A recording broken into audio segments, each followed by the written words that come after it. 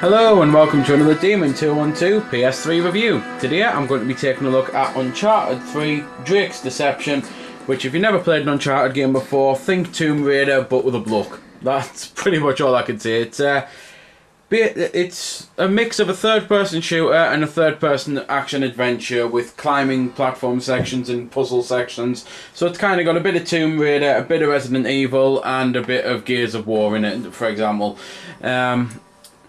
Campaign's pretty much where you're going to hopefully be spending most of your time because it's excellent. It's pretty much why I buy the Uncharted games.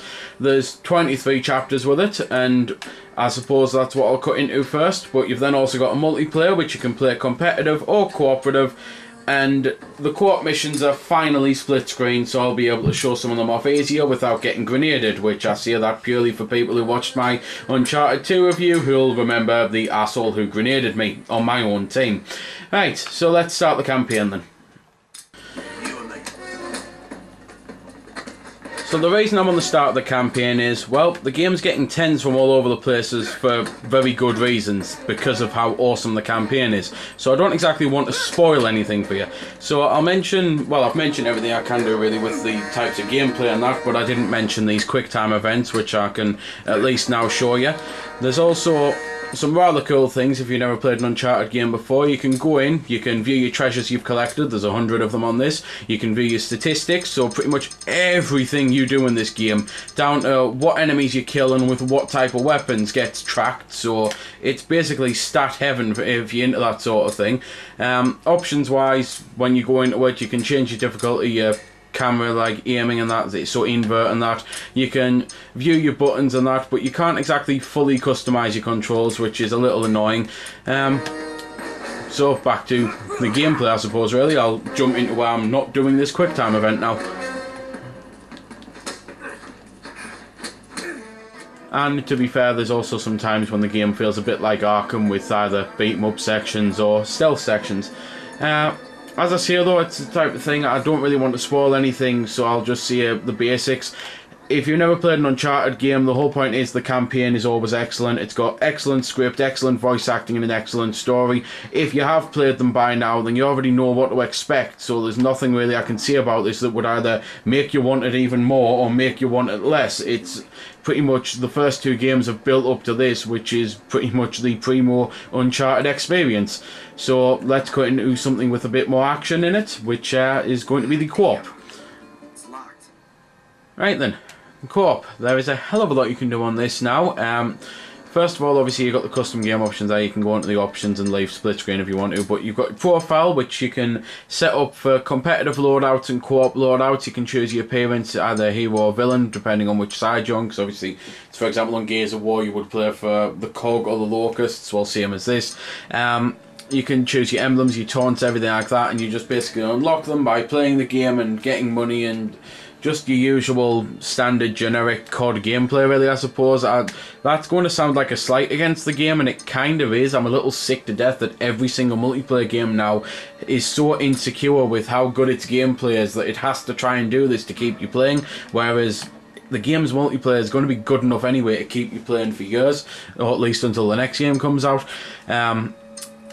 Game types now for the co-op, you can actually do arenas this time, which is surviving waves of soldiers, so it's a bit like horde mode, I suppose, on the Gears games, or you can go on the adventures.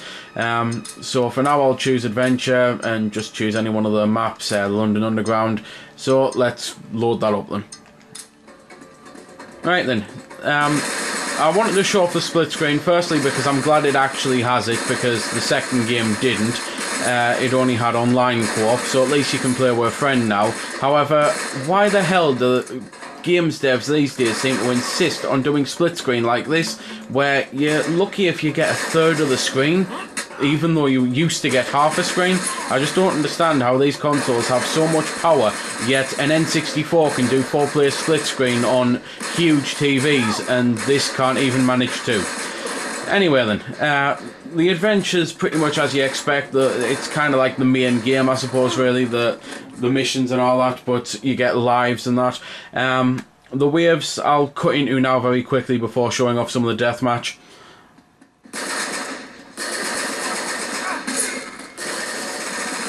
So this is the arena, and as I've pretty much already said it, it's very similar to Horde mode if you've ever played Gears of War. You're on a map, enemies come at you, and you've got to survive the waves and go through the rounds.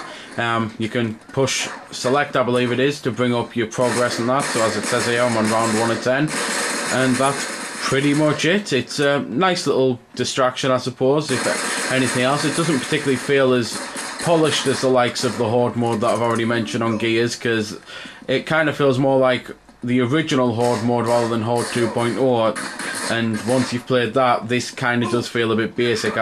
It's the type of thing that hopefully some DLC might come out and might expand on it a bit and give you more features. But other than that, I'll cut into the deathmatch now, which is where a lot of people are going to be spending a lot of time after the campaign. So then, for the multiplayer, there's all sorts of different modes. Obviously, I've shown the co-ops off. You've got Team Deathmatch, you've got Plunder, which is bring the idol back to your base. It's kind of like a capture the flag, I suppose. Team Objective, got to complete the objective before your enemy. 3-Team Deathmatch, which is kind of like a squad.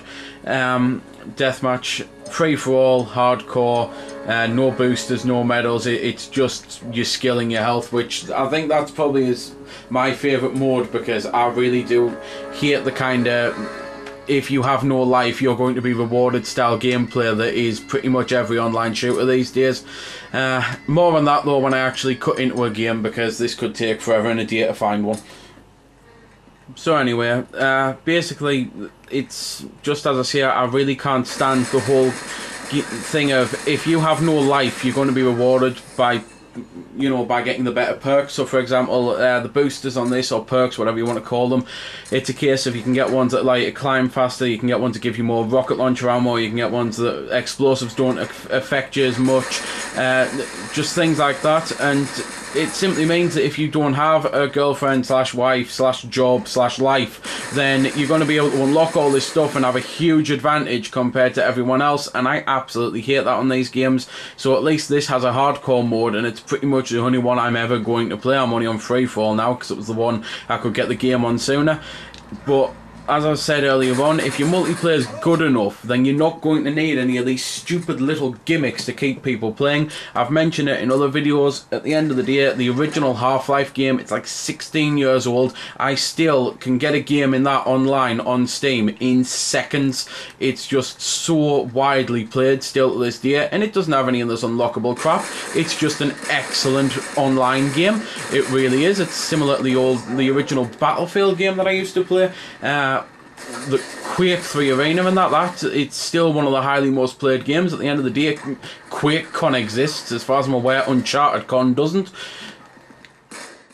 Rant about the perks, boosters, whatever, over. It's just onto the actual multiplayer itself. I think it's an okay game in multiplayer, this. I think the deathmatch is alright.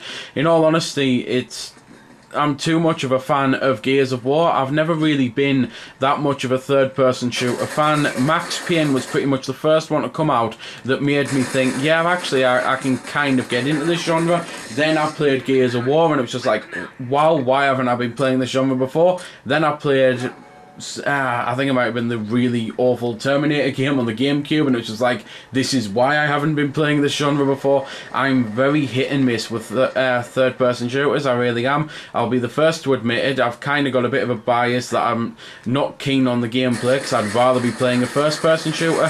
So with Uncharted, I think it's decent as a multiplayer game, but I honestly don't think it's anywhere near as good as the likes of Gears Online or just things like that, really.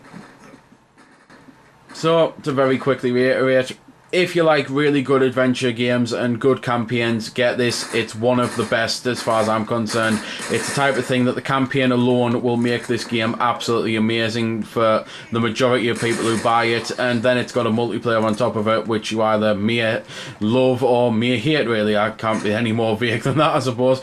But it's the truth. Some will love it, some will hate it. Graphically, the game's really good. Musically, when you actually get music, it's great, but it's not the type of game where music is happening every second of the gameplay. It's just the type of thing that during the big cutscenes and that, it's like nice background music. Other than that, though, I really can't say anything about it. If you've never played an Uncharted game before, definitely pick one up, although pick the first one up, because while this is probably the best one, you kind of will need to have played 1 and 2 before you play this, because they've led up to this. So there we go then. That's been the review. I hope you found it helpful. I don't score the games because that's based purely on opinion, so instead I'll leave you to make your own mind up.